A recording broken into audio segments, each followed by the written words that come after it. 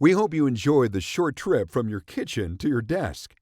Have your snacks and drinks within reach. And remember, there are no masks required for this virtual opening event. Let's get this started.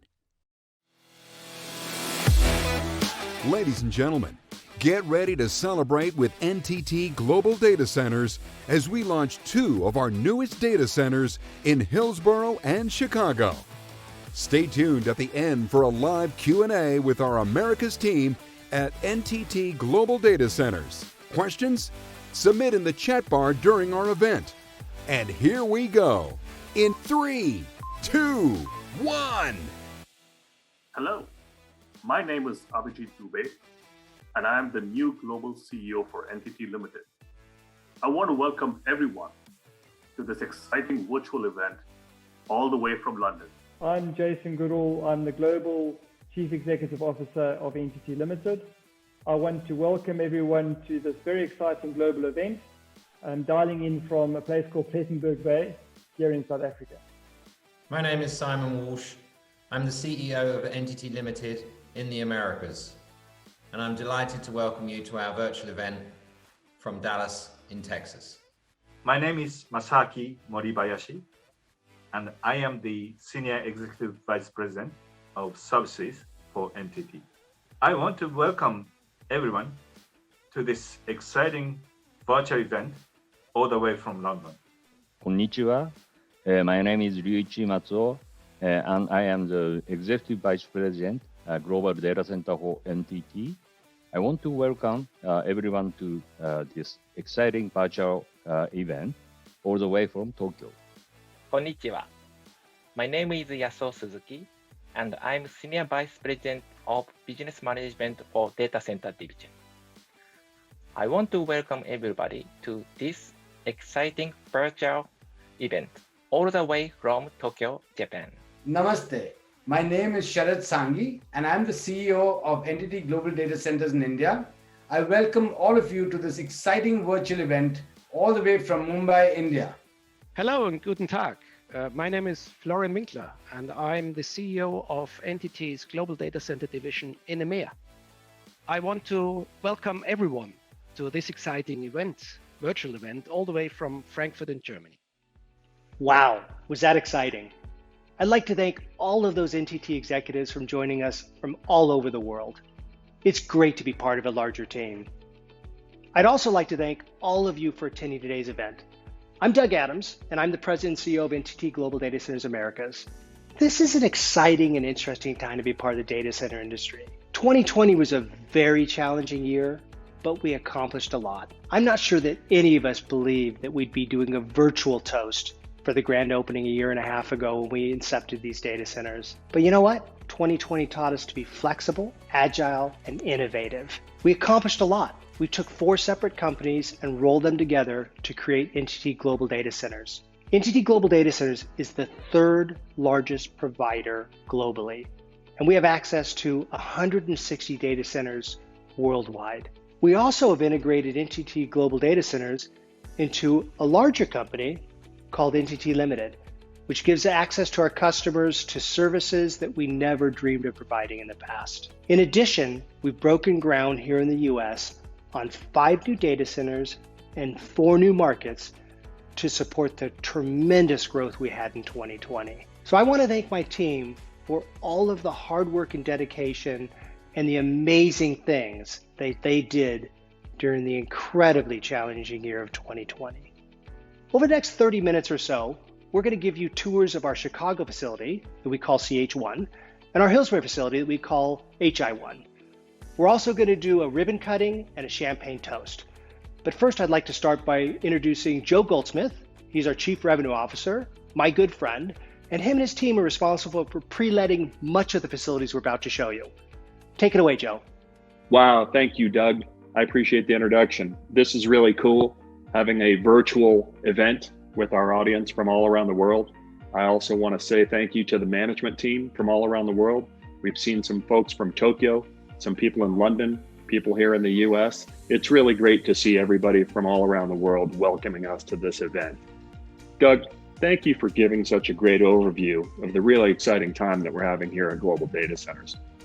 2020 was a really tough year.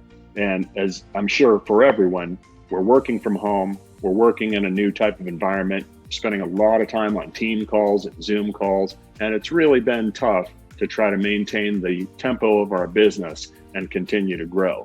Additionally, we've been delivering 4 new construction projects here in the United States, and that's really been tricky, trying to do that while we're in the midst of this COVID lockdown. So I want to introduce these 4 projects, but I also want to mention the fact that even with the current environment that we're all faced with, the data center business has never been more robust. The demand for our services has never been stronger, which is why we're especially excited about delivering these additional projects coming this year. So I'd like to talk a little bit today about the Hillsboro project, the Chicago project, and then some other exciting projects that we've got that are coming later this year. Hillsboro, Oregon, the first project I want to talk about today, just finished commissioning the first 6 megawatts in the first building on the campus. It's a 47-acre campus with 5 buildings on it. At its end state, fully fitted out, it's going to be 126 megawatts. And the thing that's really exciting about this, other than the fact that it's 1 million square feet, 126 megawatts, that's just a ton of data center space. But the thing that's super exciting about this for us on the business side is we can grow with our customers. And so this isn't one of these situations where you have 6 megawatts and we have to stop and figure out some other place to go or some new development. This campus, 47 acres, will yield 126 megawatts. We can grow with even our largest hyperscale customers out there, as well as our tech customers and our enterprise. So we're very proud of this. We're also very proud of the fact that we've connected this data center and this campus to the undersea cables between the Asian markets and the Pacific Northwest. So this is very exciting, low latency, high connectivity. It's really the place where we're going to deliver new customers and digital platforms and enable the Hillsboro market to be able to service not only the United States, but Asia Pac and points beyond. The next project that I'd like to talk about is Chicago. Chicago just wrapped up the first phase a few weeks ago, and that means 36 megawatts is now available at our new 19-acre campus, where we're going to have 2 buildings, which will represent, at its fully built out state, 72 megawatts. This is really neat because, again, like we talked about in Hillsboro, this allows us to grow with our customers. And so rather than solving for our customers' requirements today, it gives us the ability to grow with the customers and solve their data center requirements in the future and days beyond. This data center, it's deployable for our enterprise customers, for our scale customers, and our hyperscale customers. We're very excited to show it to you, and we're looking forward to seeing you out in sunny, warm Chicago. We also hit significant milestones at SV1, our new data center in Santa Clara, California this year. This is a really neat development because for those of you that know the Santa Clara market, it's a very tough market to do data center development work. So our construction is nearly complete on a 160,000 square foot, 16 megawatt facility that's a convenient location right in the heart of Santa Clara. And it's an ideal spot for clients looking for space in this prime market. One of the interesting things about this development is we leaned on NTT's experience in Japan for the seismic activity that they have in Japan, and we integrated that into our construction here for seismic base isolation, so that in the event of a seismic event, in the event of an earthquake, this building and everything inside of it is protected from that seismic event with this base isolation system. So we're very excited about that. The facility is the first in Santa Clara to use this state-of-the-art technology. We should be ready to give you a look inside this facility in another month or 2. We expect to commission this in about 60 days. And this is going to be a very exciting new building and new development in, frankly, the heart of Silicon Valley, the heart of technology in the United States. So be on the lookout for this in spring. We're very excited to deliver this facility to you. And now I have the great pleasure to turn this over to our friends in Hillsboro and Chicago and give you the first look into these amazing facilities. Welcome to the Chicago Data Center campus. I'm Ashley Sturm here in Itasca, Illinois, bringing you an exclusive first look of our CH1 Data Center. Now, it's obviously a little bit cold out here, so let's go inside. Hey, Nick. Our in-house security staff is here 24/7 to greet you upon your arrival. Make sure you have your state-issued valid ID. Now, this facility has 3 layers of multi-factor security authentication. Something you have, your badge, something you know, your PIN, and something you are. Access granted. Our security teams are all NTT employees. We don't outsource to any third-party providers, and we never have fewer than 2 security and operations personnel on site at any given time. We have more than 100 real-time security feeds, and we use the Avigilon H4 fisheye camera line to have real-time alert security using pattern-based technology. Plus, the entire campus is fully enclosed by an Ameristar Impasse Series 2 anti-climb fence. For someone visiting, there are no fewer than 5 access control points between the street and our data vaults. Now, let's walk through after you pass security as if you were a client. To the right are conference rooms, perfect for employee meetings. To the left, bathrooms for easy access. In addition to both conference rooms that can seat up to 10, we also have 4 hoteling workspaces, complimentary Wi-Fi with the option to set up your own secure Wi-Fi networks, and a break room featuring a fully equipped kitchenette. On to the main distribution frame, or MDF and MMR rooms. The MDF houses all of the building systems head-end equipment, including BMS, security, and life safety servers. Directly adjacent to this space is one of our 2 Meet Me rooms serving the CH1 facility. These rooms are designed to support the most critical network and communication equipment, like Layer 3 routers, switches, gateways, and ISP products. Each MMR has its load backed up by our dedicated house UPS system and cooled by a 2N dedicated Liebert DSE crack units. These rooms are interconnected to any of CH1's 3 TIA 942 compliant entrance facilities. Entrance facilities provide network carriers via the MMR rooms and interface with NTT clients at CH1. There are 2 4-inch conduits pre-provisioned per MMR room per vault. CH1 offers a variety of cloud, blended internet, dedicated access, dark fiber, and lit fiber connections, so be sure to check out the details in our Chicago campus network datasheet. Additionally, CH1 is a 100% carrier-neutral facility. We're open to working to provide any connection option our clients may need. At CH1's shipping and receiving, like all of our data centers, we'll never turn a shipment away. It's controlled and staffed 24 hours a day, 7 days a week by our NTT security team. The entire space is 1,800 square feet with 2 full-size loading docks complete with levelers that can support a full-size 54-foot tractor trailer. The staging area allows clients to unpack all inbound and outbound shipments, preventing any cardboard debris from entering the vaults. Need to go to the second floor? Our 12,000-pound capacity freight elevator and 5,000-pound passenger elevator eliminate any elevation transitions on the route to the vault, making transit from shipping to the vault simple.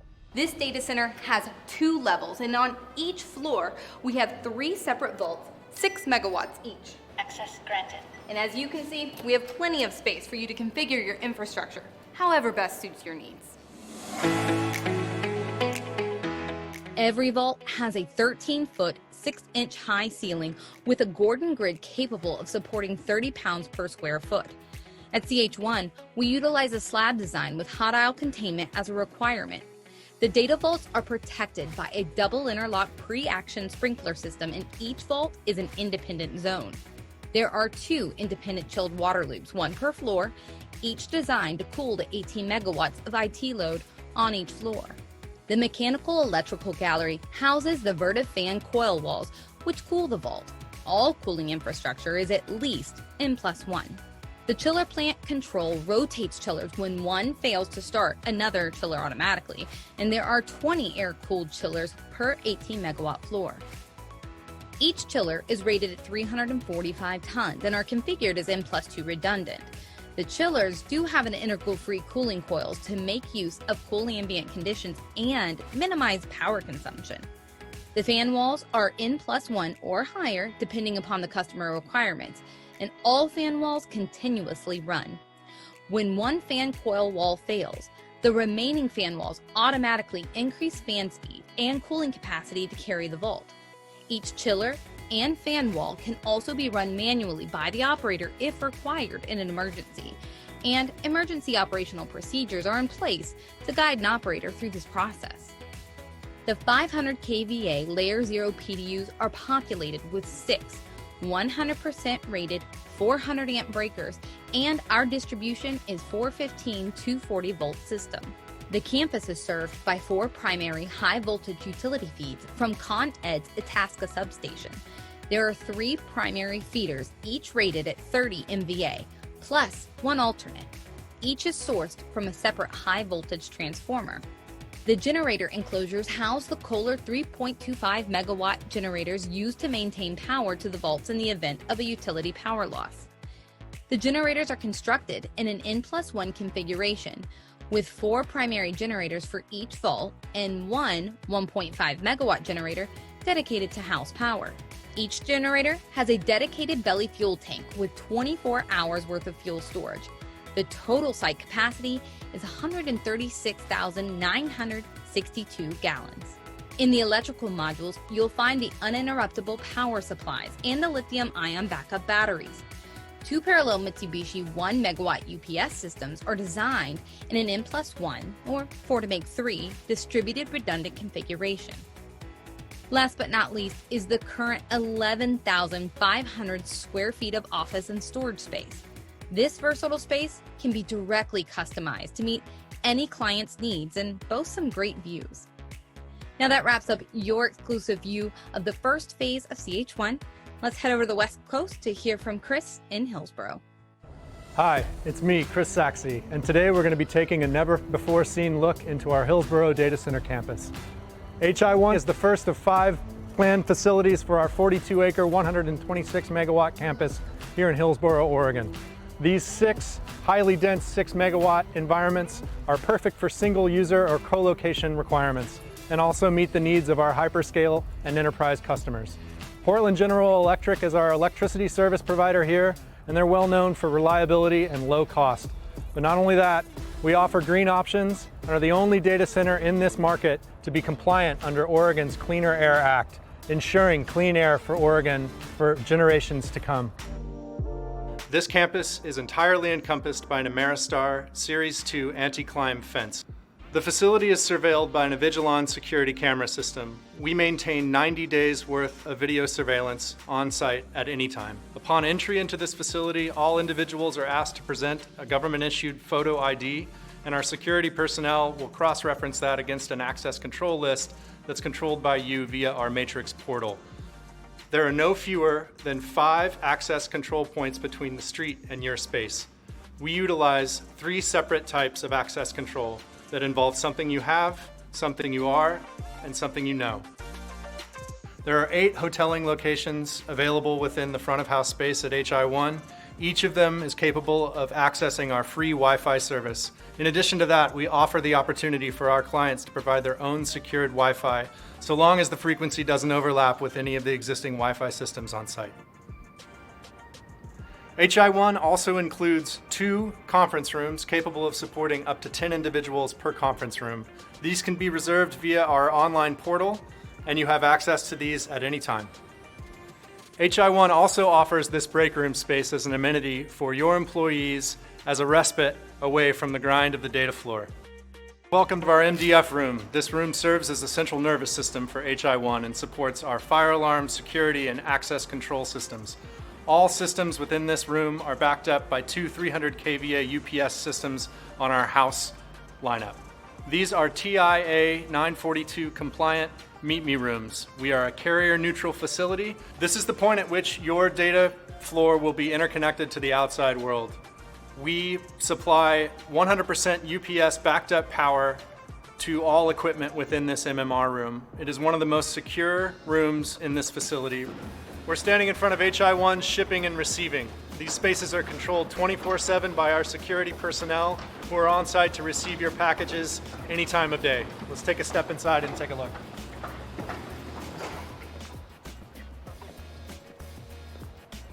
Our security team will receive packages, as I said, regardless of whether or not they're scheduled. They will be verified against the bill of lading, and images will be taken of any damage and reported back through the client portal. HI1 is capable of supporting at this time a single 54-foot tractor trailer. Our dock is complete with a dock leveler, and in addition to this space, we have a temporary storage located just here through this roll-up door. It's a roughly 1,300 square foot space that can be provisioned as temporary or long-term storage for a client's needs. HI1's first 6 megawatt vault is roughly 21,000 square feet. It is a slab-on-grade design with 14-foot high ceilings. The lighting in this space is all controlled by individual occupancy sensors on each light to conserve energy, and we've designed for 50-foot candles at the work plane. The Gordon grid that you see above is 8 by 8 and serves as support for both overhead conveyance and electrical distribution.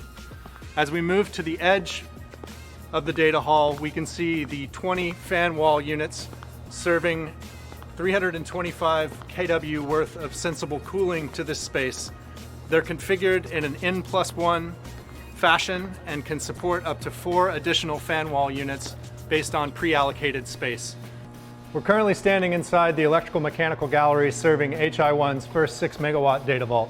On my left, you'll see here 500 kVA PDUs that we've selected with transformer impedances to limit the available short circuit at the floor. Each of the fan walls to my right can be independently isolated and concurrently maintained. We're headed over to take a look at one of 4 EMODs supporting the 6 megawatt data vault that we just saw previously. Let's take a look inside and we'll talk a little bit more about the equipment included. This is one of our electrical modules, part of our vendor managed inventory and our strategy to increase the speed to kW. Each of these units is comprised of a 4,000 amp switchboard and 2 connected in parallel 1 megawatt UPS systems and their battery strings as well.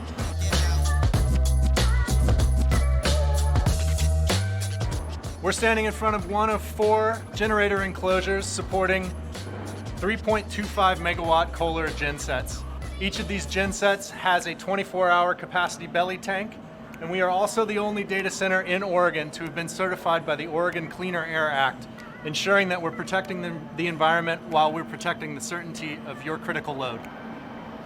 That was an exclusive first look at the first phase of HI1, which is move-in ready today. Great things change things. It's not just a building. It's a connection to the world. Celebrate with NTT Global Data Centers as we launch 2 of our newest data centers in Hillsboro and Chicago. 2 data centers purpose-built for the way we do business today. Ready for the dynamic needs of tomorrow. Designed with you at the center. That's a great thing.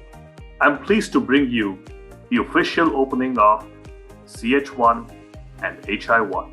On behalf of NTT Global Data Centers, I'm proud to announce the grand opening of HI1 in Hillsboro, Oregon. I'm very proud to announce the opening of NTT's new data center, CH1, located in Itasca, Illinois. Great job, team. With that, I have the honor of proposing a toast to CH1 and HI1 and the amazing team of people that built it and made it happen. Cheers. Cheers. Cheers, everyone. Cheers. Thank you for joining us. Cheers and kanpai. Cheers. Kanpai. Cheers. Cheers and Prost. And cheers to the NTT team globally. Thank you so much. Ladies and gentlemen, we would like to thank each of you for joining us today to celebrate the launch of CH1 and HI1. Please join us for a Q&A session with Bruno Berti and Chris Sashi. Please remember to submit your questions in the chat box on your screen.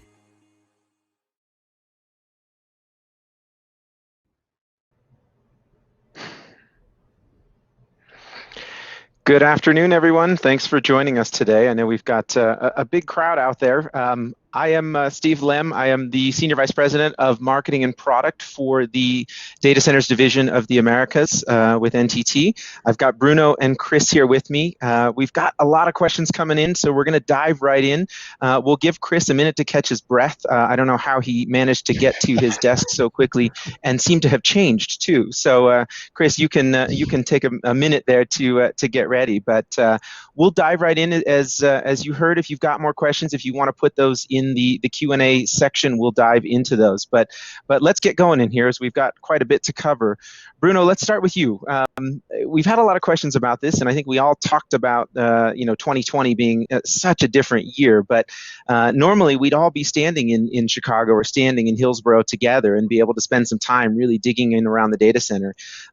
There's some questions coming in about how we're handling tours and what we're doing to show the data centers, and what are the expectations of the customers in this time where we don't have the same access maybe that we've had in the past. That's actually a funny question, given the fact that we just did our first ever virtual tour and not actually able to be in the data center specifically. But I get this question sometimes, like in terms of, is the physical tour or the actual walking through a data center before a customer buys a thing of the past? I think what we've seen is it's never going to be a thing of the past. I don't believe it is. I think since we're providing physical co-location space for our clients, where they're putting physical servers and making sure that their equipment is providing whatever services they need, I think the need for a physical tour, or to physically see the data center before a customer buys, is still going to be there. But I do believe that a lot of the protocols have changed for those types of physical tours. We have a lot more processes, procedures in place to make sure that if there is a physical tour required, that all of our customers and our staff are safe through the tour. We have a lot of policies and procedures that we've modified through the pandemic to do that. But I think that kind of leads me to sort of what we've noticed and sort of the change in that the concept of a virtual tour or a video tour or an actual tour with someone just carrying a camera through the data center is becoming more and more critical to the buying process. Our customers now are actually demanding that or requesting that a lot sooner in the buying process, where maybe you tour at the end. Now they want to see that physical virtual tour through the beginning. And I think through 2020, Steve, most of our customers and most of our opportunities have actually gone through a video or a virtual tour, as we like to call them. So I think that's changing the way we do things a little bit. And although I still said that the physical tour is important, I think I'm happy to say that I was on a call with one of our new clients last week, and we had our first, I guess I'll call it a virtual sale, because they never set foot in our facility and actually contracted with us for co-location space. So that was a first for us, and I think it's kind of exciting to see that these tools, these processes, the ability for us to do these virtual tours actually allowed us to be successful. Yeah, and interesting that they actually called that out, that was the first time they had ever transacted new data center space without actually having set foot in it. So interesting. Exactly. So Chris, let's jump over to you. There's a number of questions and there's a lot of discussion around sustainability these days. And I'd love for you to spend a minute and talk to our audience about, what do we mean when we talk about sustainability? What are we doing in and around the data center? And what is kind of our forward-looking view on how we can continue to get and increase our sustainability in all of our data centers? Yeah, I think the sustainability goals that our clients have, we look at it at NTT as being broken up into three separate categories. There's sustainability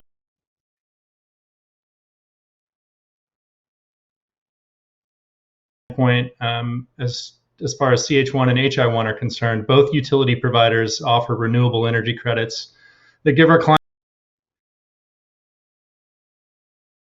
sources on the grids at both of these locations. And I think that's pretty consistently true throughout our portfolio of data centers. And then from a consumption standpoint, we have facilities that employ highly efficient equipment and maximize the productive use of our resources, starting with our mechanical plant and air-cooled chillers having integral free cooling coils that are capable of drawing down the electrical consumption of the compressors serving those units during optimal ambient conditions. Both buildings are also closed-loop chilled water systems and don't require an outside source of water to provide cooling to the data halls. So it doesn't tax that resource as well, which adds an additional layer of efficiency. And then our power conversion equipment, our UPSs and transformers, we target 97 and 99% efficiency for these units, which again further increases our ability to utilize the energy coming into the building in the most efficient manner. From a generation standpoint, actually HI1, interestingly enough, has a solar plant on site that's positioned to offset a portion of our front of house loads. And we're looking at this as sort of a model for strategies going forward at other sites. Yeah, an additional 600 kW, I believe, of that. So you mentioned Hillsboro, and I think one of the things that we're excited about is our Oregon Cleaner Air certification. Can you talk about what that means, and how does that fit within our sustainability plans and objectives? Absolutely, yeah. This is something we're really proud of. The Cleaner Air Act, just to give a little bit of context for those not familiar with that Oregon statute. It's additional requirements above and beyond the federal Clean Air Act that sort of close loopholes that were perceived as beneficial to this particular environment. So compliance ensures that industrial progress doesn't come at the expense of public health. And we are the only data center in the Hillsboro market to have received that certification.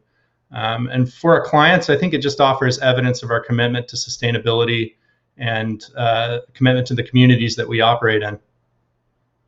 Yeah, great.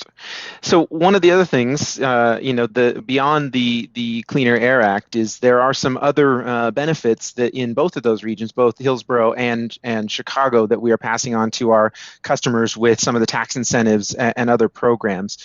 Chris, can you speak to those a little bit and share some details on that? Sure. I'll start with Chicago. So Illinois has implemented a tax incentive program that's a sales and use tax exemption that allows our clients with a memorandum of understanding to eliminate a 7.5% tax on materials that are typically installed during the fit out of our client spaces. So there's quite a bit of savings to be taken advantage of with that program. And then in addition to that, Hillsboro has a property tax exemption that our clients can participate in and receive an annual tax abatement on equipment housed in the data center as well. Great. All good things, both additional attributes to exciting markets. So Bruno, let's jump over. There was a question about some of the new products in terms of our connectivity and our networking strategy, and specifically in Hillsboro, we've been pushing some information and talking to a lot of our clients about our subsea cabling products and the connections that are specific in Oregon. Can you speak to that and provide some details about what we're doing out of that data center? Yeah, absolutely. So I think it was mentioned a little bit in the video, but one of the main benefits of the Pacific Northwest as a data center location is really access to a lot of those subsea cables that connect the two continents together. And probably one of the main reasons why we selected Hillsboro as one of our strategic expansion locations.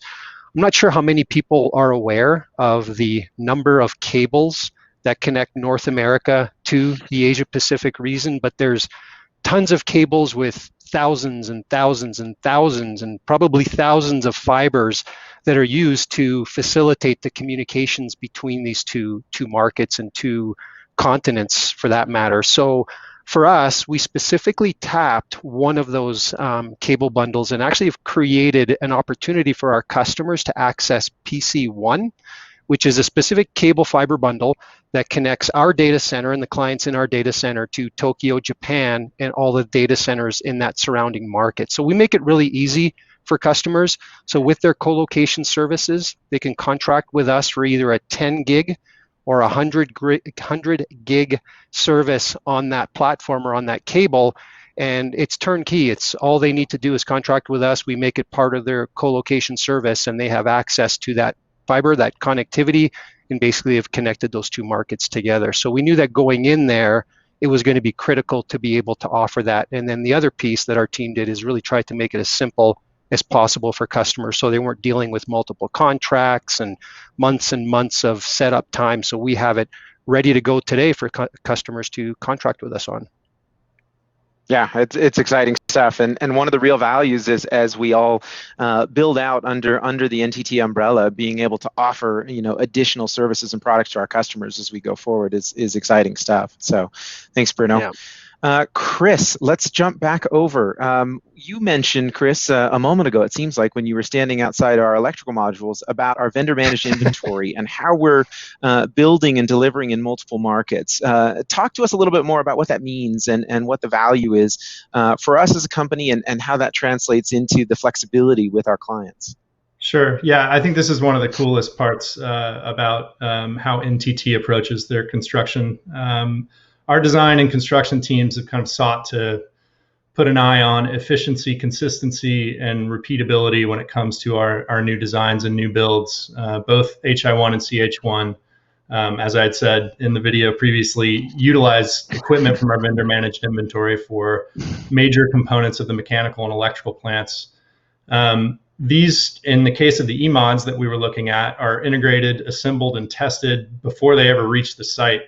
And that offers us a tremendous amount of flexibility when it comes to meeting the timelines of prospective clients that we have in the pipeline. We can redirect assets to meet the needs of clients in different areas, and it's something our design and construction team really prides themselves on.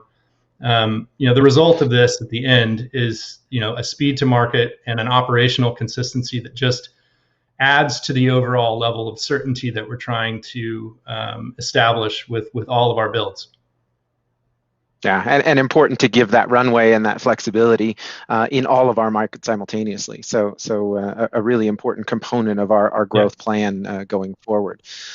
Along those lines, Bruno, let's throw it back over to you. One of the things we talked about from a kind of a detail of what we were building. There was quite a bit of what I would call nerd speak in there. A lot of details of all of the specifics of those buildings. But when you think about how we are serving our clients, or really how we're serving clients of different sizes, what are we doing to service both our large and small clients, and how do we think about retail versus wholesale versus those that are buying it at scale, as Joe talked about earlier?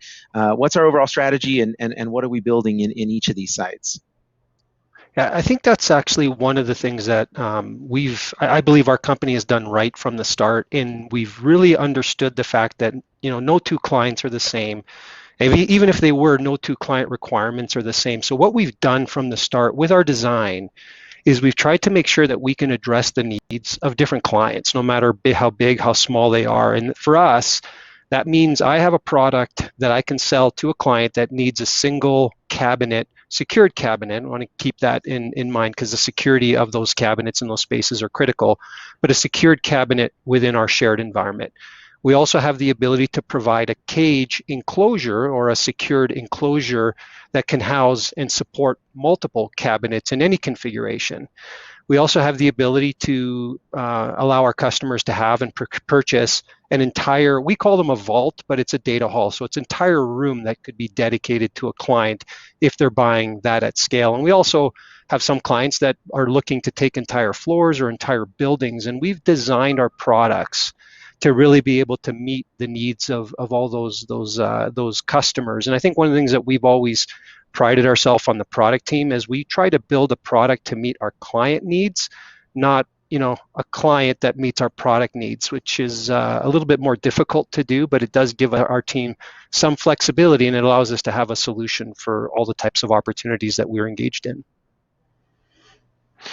So on that note, when we talk about some of the products and services, one of the things that we've seen a much higher utilization on, obviously, with where we're at in the time of COVID. But let's talk a quick minute about our remote hands and eyes and kind of the services in and around the data center. What are we offering what are we offering to our clients of all sizes, and what's been happening with that over the last year or so, obviously, as that's become more important as we've tried to control access to the data centers?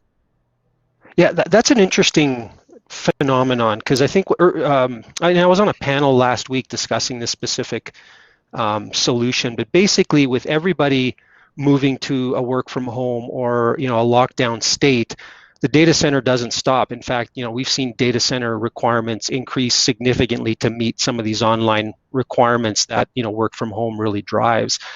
So what we've done was really ramped up our remote hands staff and services to support our customers when, at first we didn't want a lot of people within our data center. So we really urged our clients to leverage that remote hands capability. We've got trained staff within our data center that is, trained and able to go into our client environments and provide what we call remote hands, which are really kind of some of the physical aspects of rebooting servers, of checking lights, maybe moving cabling around based on customer instruction that would actually eliminate or remove the need for a client to actually physically come on site. And that's been a huge benefit to a lot of our customers since they haven't needed to come on to just do some simple tasks, and we can provide that for them. And we did a bit of a report at the end of last year to just sort of see what the trends and what the differences have been. And it was interesting to see that our remote hands usage increased by over 35%. That's pure usage in hours over the same period a year before. So the pandemic has definitely, allowed, or I actually stressed the importance of having people work remotely and being able to do things on site for our clients on their behalf. Yeah, and providing those services to customers and clients of all sizes is very important in our overall strategy, obviously. So a couple of quick ones coming in here. There is a question about connectivity in our networking, maybe a follow-on to the subsea cabling, but the question is, are all of our data centers connected globally, including the new data centers? And can you speak to a couple of those products, Bruno? I know that's probably one best for you. Yeah, no, absolutely. So I think that's one of the things that, if NTT is known for its roots, it's really about the telecommunications and the ability to provide that connectivity. So one of the things that, I'm very proud of is the fact that we have, within each data center, we have a significant amount of data center connectivity options for our clients. As was mentioned in the video, first and foremost, we're carrier neutral. We allow any and all carriers to come into our data center to service our customers, and we provide connectivity options to those. We have our own blended internet product that's a blend of industry-leading internet providers out there that we can offer to our customers. Again, it's more from a simplicity perspective and being able to provide one bill to our clients. In addition to those, all of our data centers in the Americas are interconnected through a product that we call Campus Connect, which is really just a connectivity fabric that allows all of our data centers to be connected. So customers can connect to themselves and can connect to other customers if they're a client of the data center. And each one of our GDC regions have that same connectivity capability. And with NTT, we've actually enhanced that to allow connectivity outside of regions. So we've got a full suite of connectivity options within our data center because we understand that co-location in data centers isn't about just the space, power, cooling, and electricity anymore. It's really about that connectivity and making sure that all these environments can work together and look like it's one big environment. So there's a full suite of connectivity options. And Subsea Connect that we added with Hillsboro is just an additional option for our clients, again, making it as easy as possible for them to colo with NTT. So lots of choices, lots of options. So good stuff. All right, we've got a couple of quick minutes here. I'm seeing some more questions coming in. I'm going to combine two of these here. And maybe, Chris, you can handle part of this, and I'll actually answer a little bit of this. But how will we handle pre-screening and contact tracing for third-party suppliers? I think the broader question there is, how are we managing access and control, obviously in the time of COVID? The second piece of that, there's a separate question, but I think it's really the similar thing, is aside from security and maintenance personnel, what other NTT employees are on site? And one of the comments I'll make on that one, as with many data centers, historically, the corporate offices were in the data centers themselves. Bruno and I both have an office, in our CH3 facility. We are 100% remote. Obviously, we with non-data center specific roles, we've moved to a remote model to try and limit that exposure. We do have our maintenance and security personnel and our critical access for specific personnel, but we absolutely try and control that to minimize the risk and exposure within the data center. In terms of contract tracing and process, I don't know, Chris, if you want to speak to that a little bit. We do have some very, very robust processes in place to control access and manage that. Yeah, as Steve alluded to, we take this extremely seriously anytime we have anyone visiting one of our sites, almost everyone involved with that facility, and then management needs to be made aware of that that request to attend the site. And then our security and operations personnel will, take temperatures as well as ask COVID screening questions prior to entry to the facility. 100% masked at all times. And we stress, even with our clients, to where there are opportunities to limit the number of people that are on site, we push to achieve that limitation in order to ensure a safe environment for all of our employees as well as our clients. Yeah, it's been challenging, but I think the team has definitely risen to the occasion in terms of the process and the rigor with which we've been able to manage that and minimize any risk to both our employees and to our clients. So there's a few more questions coming in. We will try and answer those and we'll provide follow-on answers to this. I do want to close with one question, Bruno, with you. We heard Joe and Doug both talk a little bit about some of the things that are coming next, but I wanted to give you a chance to give us that quick preview. What's the next thing coming down the pipe, and what are the things that we have to look forward to really in the coming months even? Yeah, I think Joe mentioned Santa Clara and Phoenix, and I'll talk a little bit about those, but I kind of just want to preface it with this is just the start, right? I think we're excited at NTT GDC with the expansion and really the focus that we've put on making sure that we have a solid data center solution across the globe. For us in the Americas, the next data center actually that we're focusing our attentions on is Santa Clara. So we're very close to being able to commission and launch our first data center in that market. It's an exciting market for us. We've had probably the most interest in that building than probably any other building. I think you saw in the video some of that base isolation technology that's going to be used to protect the facility and our clients' equipment in there. I think it's incredible to see, and talk about geeking out. I spent a lot of time in the under the building looking at all these solutions and just amazed. So that's next. It's a 16 megawatt 4-story facility, and if you're in the Bay Area, if you're in Santa Clara, take a look at the building. It's the design is just incredible, and kind of excited about that building. Shortly after that one, we've already started construction in our Phoenix expansion, which is actually in a suburb of Phoenix called Mesa, Arizona. So we're starting to build our first 36 megawatt building there. That campus is impressive as well and exciting because we can get 7 buildings on that campus. So we have a lot of runway and a lot of focus and commitment to that whole Phoenix market by, a lot of customers have been asking us for that. And that's not where we're going to stop either, Steve. I think those are the ones that are announced. We're continually investigating and looking at in other markets in the U.S. and in North America. We are the Americas, so we're definitely looking to see what other markets are critical for us to be in from a data center perspective in the Americas. So love to talk to our clients, love to hear what your expansion plans are to help at least guide and maybe accelerate some of those plans. But this is just the start of a lot of expansion. Yeah, excellent. And hopefully we'll all get together soon and celebrate and get a chance to take a look at Santa Clara. Given the timing, I'm not sure we'll be able to have a big event in the building yet, but maybe by the time we open Phoenix, we'll all be together again. So, well, Chris, Bruno, thank you guys both. Lots of good information here, and thanks to everyone around the globe. We had a significant group joining us this morning or this afternoon, depending on where you were.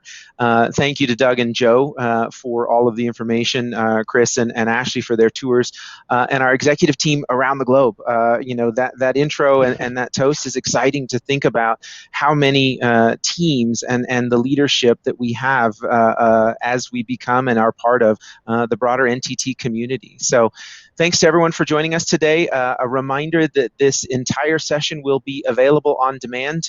If you did miss parts of this, you can capture that. You'll have a chance to review that content again, and we look forward to seeing everyone again soon at the next event. Thank you very much for attending.